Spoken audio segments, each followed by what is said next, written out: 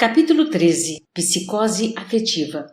Seguindo Calderaro, fomos em plena noite atender infortunada irmã quase suicida. Penetramos a residência, confortável, conquanto modesta, percebendo a presença de várias entidades infelizes. O assistente pareceu-me apressado. Não se deteve em nenhuma apreciação. Acompanhei-o, por minha vez, até o humilde aposento, onde fomos encontrar jovem mulher em convulsivo pranto, dominada por desespero incoercível.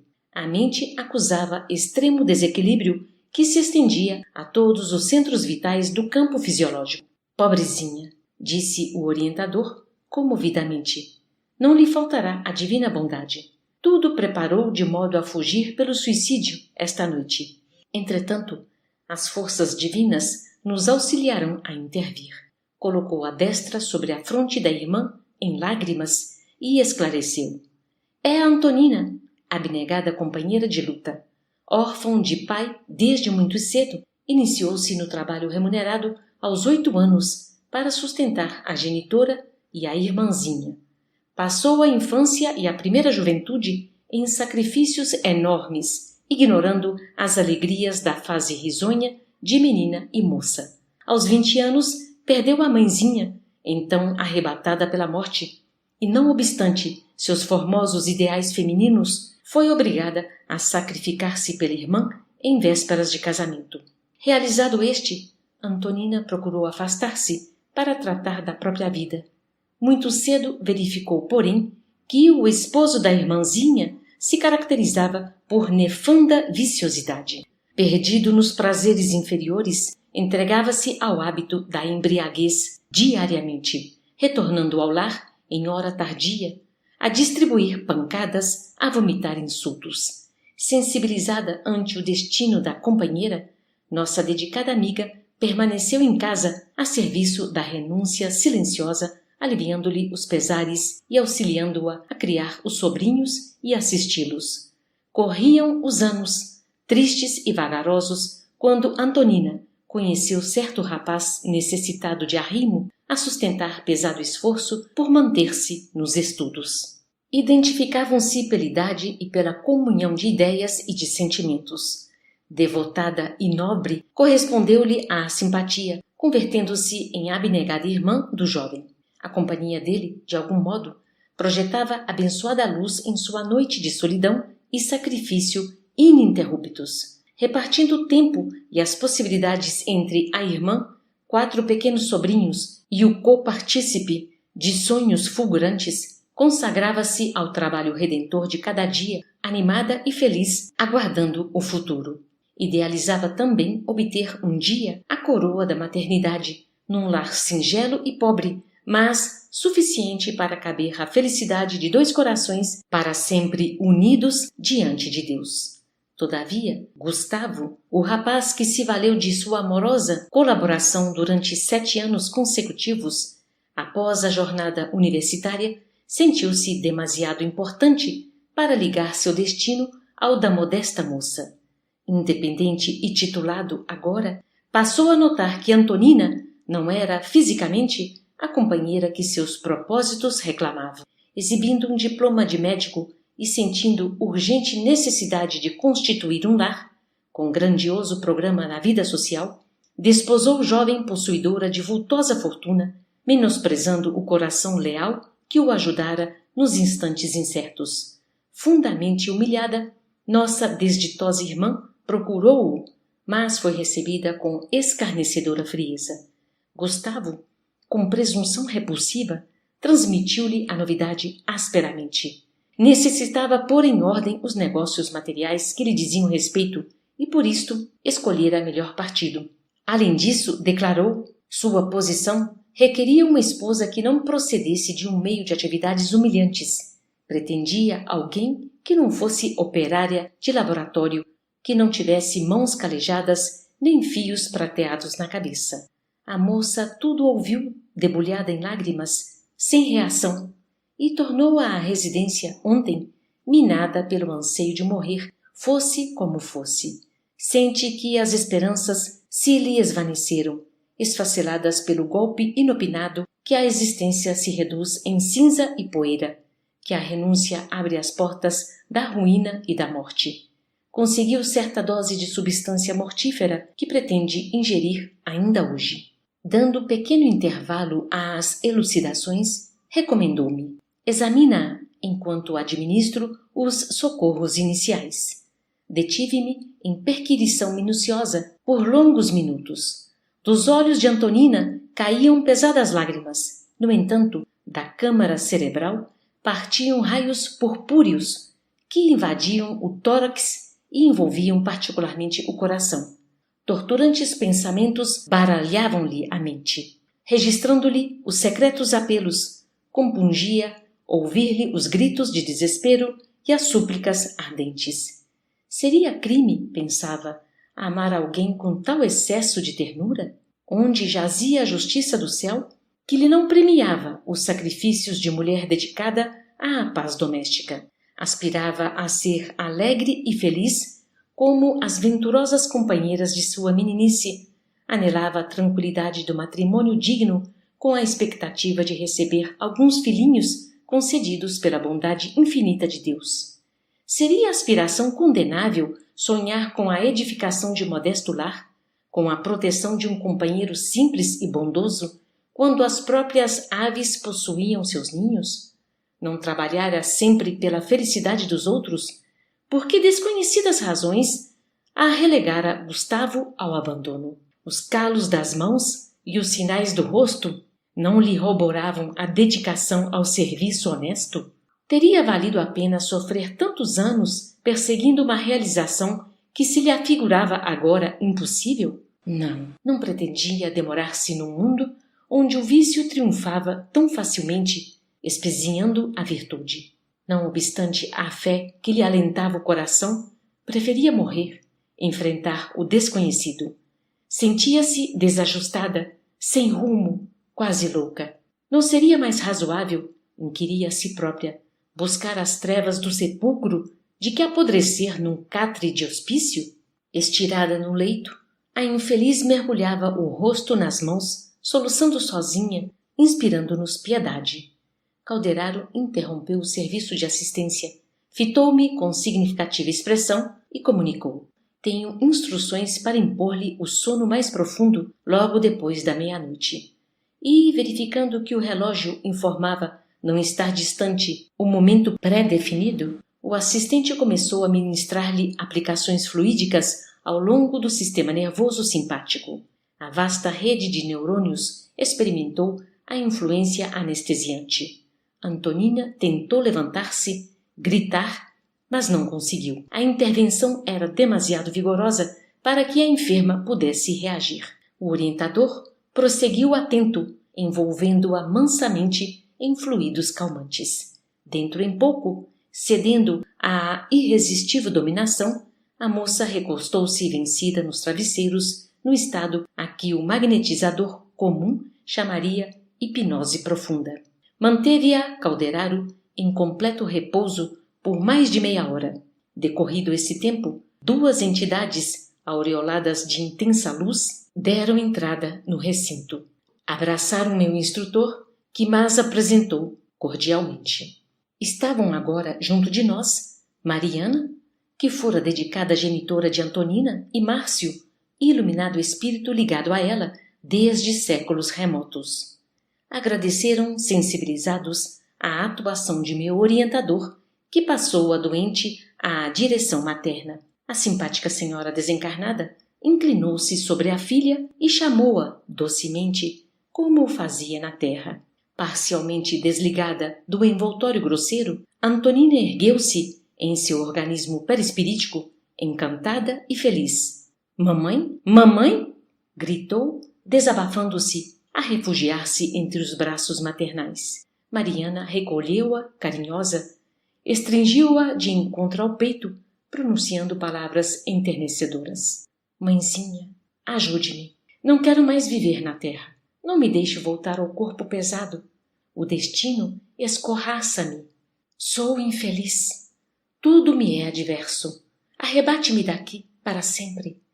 A nobre matrona contemplava-a triste, quando Márcio se aproximou, fazendo-se visto pela estimada enferma. A moça abriu desmesuradamente os olhos e ajoelhou-se instintivamente, amparada pela mãe.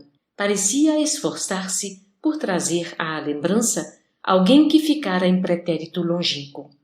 Observava-se-lhe a extrema dificuldade para recordar com precisão. Contemplava o emissário, banhada em pranto diferente. Não vertia as lágrimas lutuosas de momentos antes. Tocava-se agora de sublime conforto, de júbilo místico, que lhe nascia inexplicavelmente das profundezas do coração. Acercou-se Márcio mais intimamente, pousou-lhe a luminosa destra sobre a fronte e falou com ternura. Antonina, por que esse desânimo quando a luta redentora apenas começa? Olvidaste, acaso, que não somos órfãos? Acima de todos os obstáculos paira a infinita bondade. Recusas a porta estreita que nos proporcionará o venturoso acesso ao reencontro? Talvez porque a interlocutora estivesse de si mesma postulando excessivo trabalho para reavivar paisagens perdidas no tempo, o mensageiro advertiu fraternal. Não forces a situação. Acalma-te. Não nos bastará o presente, cheio de abençoado serviço e renovadora luz? Um dia reconquistarás o patrimônio da memória total. Por ora, contenta-te com as dádivas limitadas. Aproveita os minutos na recomposição do destino. Vale-te das horas para reconduzir tuas aspirações a esferas superiores. Que motivos te sugerem esse crime, que é o provocar a morte? Que razões te conduzem os passos na direção do precipício tenebroso? Tua mãe e eu sentimos de longe o perigo e aqui estamos para ajudar-te. Fez longa pausa, fixando-a amorosamente, e continuou. Oh, minha abençoada amiga, como abriste assim o coração aos monstros do desespero.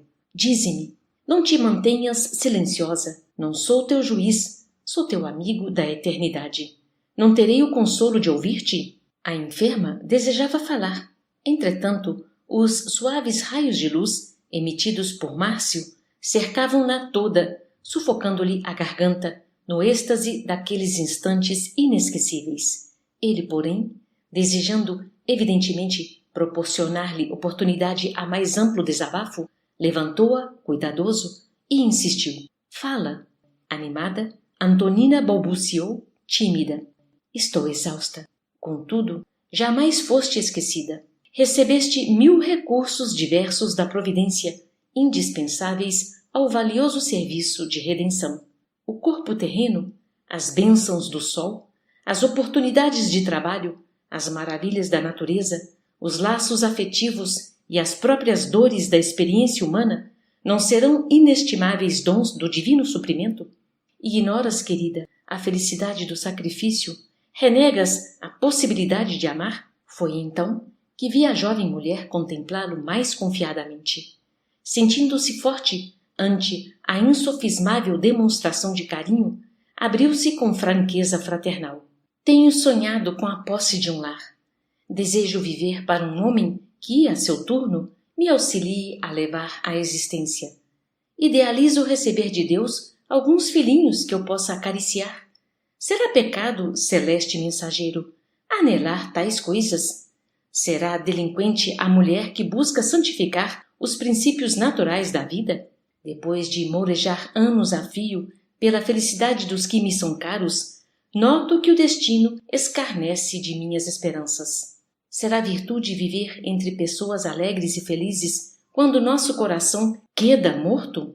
Márcio ouviu-a fraternalmente, afagando-lhe as mãos e evidenciando suas altas aquisições de verdadeiro amor, acrescentou, mais compreensivo e mais terno. Abnegada amiga, não permitas que a sombra de algumas horas te empane a luz dos séculos porvindouros. É possível, Antonina, que te sintas tão lamentavelmente só quando o Supremo Senhor te concedeu o sublime lar no mundo inteiro? A humanidade é nossa família, os filhinhos da dor nos pertencem. Reconheço que transitórias humilhações do sentimento te laceram a alma, que desejarias arrimar-te ao carinhoso braço de um companheiro digno e fiel. No entanto, querida, é da vontade superior que recebas, por enquanto, as vantagens que podem ser encontradas na solidão. Se há períodos de florescimento nos vales humanos, dentro dos quais nos inebriamos em plena primavera da natureza, existências se verificam, aparentemente isoladas e desditosas, nas culminâncias da meditação e da renúncia, a cuja luz nos preparamos para novas jornadas santificadoras. Não suponhas que a fatal passagem do sepulcro nos abra portas à liberdade. Segue-nos a lei a toda parte e o Supremo Senhor se exerce a infinita compaixão. Não despreza a justiça inquebrantável. Dá-nos invariavelmente a eterna sabedoria, o lugar onde possamos ser mais úteis e mais felizes. Declaras-te deserdada e infeliz e, no entanto, ainda não recenseaste as possibilidades sublimes que te rodeiam. Dizes-te incapacitada de abraçar os pequeninos de Deus, mas por que tamanho exclusivismo para os rebentos consanguíneos? Não enxergaste até hoje as crianças abandonadas? Nunca viste os filhinhos da miséria e da privação? Se não podes ser mãe de flores da própria carne, por que motivo não te fazes tutora espiritual dos pequenos necessitados e sofredores? Acreditas, Antonina, que possamos ser absolutamente felizes escutando gemidos à nossa porta? Haverá perfeita alegria num coração que pulsa ao lado de um coro de lágrimas? O mundo não é propriedade nossa. Nós, os filhos do Altíssimo, é que fomos trazidos a cooperar nas obras que nos cercam. É verdadeira infelicidade acreditar-se alguém favorito dos céus, como se o Pai compassivo e sábio não passasse de frágil e parcial ditador. Sacode a consciência adormecida. Lembra-te de que o Todo-Poderoso não se adstringe ao nosso particularismo de criaturas falíveis e não te esqueças de que nos pesam, perante a universalidade dele, inalienáveis deveres de trabalho, exercitando os preciosos recursos que nos concedeu, a fim de alcançarmos um dia a perfeição da sabedoria e do amor. Sofres em tua organização, que orientaste para o personalismo, porque um homem, cujo padrão psíquico se harmonizou com o teu em muitos aspectos, modificando depois seu rumo de vida, te relegou ao esquecimento. Choras porquanto esperavas encontrar em sua companhia algo da divina presença que traria serenidade às tuas angustiosas esperanças de mulher delicada e sensível. As inquietações do sexo tomaram vulto na intimidade do teu santuário e padeces longo assédio de tribulações. Mas dar-se-á que presumas no sexo a fonte exclusiva do amor? Serás também vítima desse fatal engano? O amor é sol divino a irradiar-se através de todas as magnificências da alma. Por vezes, somos privados de sensações que ansiáramos, inibidos de usar as energias criadoras das formas físicas, a fim de buscarmos patrimônios mais altos do ser. Nem por isso, contudo, tais percalços nos impedem a exteriorização do sublime sentimento. Represar-lhe o curso redundaria em extinguir o universo. O que tortura a mente humana em tais ocasiões é o clima do cárcere organizado por nós mesmos. Amurados no egoísmo feroz, não sabemos perder por alguns dias para ganhar na eternidade, nem ceder valores transitórios para conquistar os dons definitivos da vida. Ante a moça que o contemplava embevecida através de espesso véu de lágrimas, o mensageiro prosseguiu. Efetivamente, se não podes partilhar a experiência do homem escolhido em face das circunstâncias que te compelem à renúncia, por que não lhe consagrar o puro amor fraternal que eleva sempre? Estaríamos, acaso, impedidos de transformar em irmãos os seres que admiramos? Não deves, outro sim, esquecer que o noivo perjuro, atualmente belo na figura fisiológica, vestirá também, mais tarde, o puído traje do cansaço e da velhice, se em breve não afivelar ao rosto a máscara da enfermidade e da morte. Conhecerá o desencanto da carne e estimará no silêncio a procura do espírito. Se o amas, em verdade, por que torturá-lo com o sarcasmo do suicídio, ao invés de cobrar forças para esperá-lo ao fim do dia da existência mortal. Se não pode ser o cântaro de água pura para o viajor querido, por que não ser o oásis que o aguardará no deserto das desilusões inevitáveis? Além disto, como chegaste a sentir tão clamoroso desamparo, se também te aguardamos ávidos aqui de tua afeição e de teu carinho. Antonina sorriu em êxtase, a despeito do pranto que lhe rolava a flux. Observando o salutar efeito de suas palavras animadoras, Márcio acariciou-lhe os cabelos, murmurando: por que razão esperar os rebentos da carne para exemplificar o verdadeiro amor? Jesus não os teve e, no entanto, todos nós sentimos tutelados de sua infinita abnegação. Prometes, Antonina, modificar as disposições mentais doravante? A mulher digna e generosa, excelsa e cristã, ouvida o mal e ama sempre. Comovidos, vimos a interlocutora ajoelhar-se de novo e exclamar solenemente: comprometo-me a modificar minha atitude em nome de Deus. Nesse instante, o emissário espalmou as mãos sobre a fronte da enferma, envolvendo-a em jactos de luz que não tocaram tão somente a matéria perispirítica, mas se estenderam além, até o corpo denso, fixando-se particularmente nas zonas do encéfalo, do tórax e dos órgãos feminis.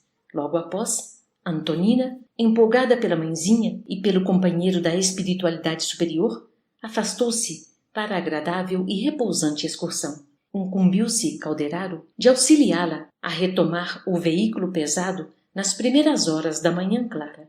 Edificado com as observações da noite, regressei, em companhia dele, ao quarto da senhorita quase suicida. Entre as 6 e 7 horas, a genitora desencarnada trouxe a filha, em cuja fisionomia fulgurava ignota e incompreensível felicidade. O instrutor ajudou-a a reapossar-se do envoltório fisiológico, cercando-lhe o cérebro de emanações fluídicas anestesiantes, para que lhe não fosse permitido o júbilo de recordar, em todas as suas particularidades, a experiência da noite.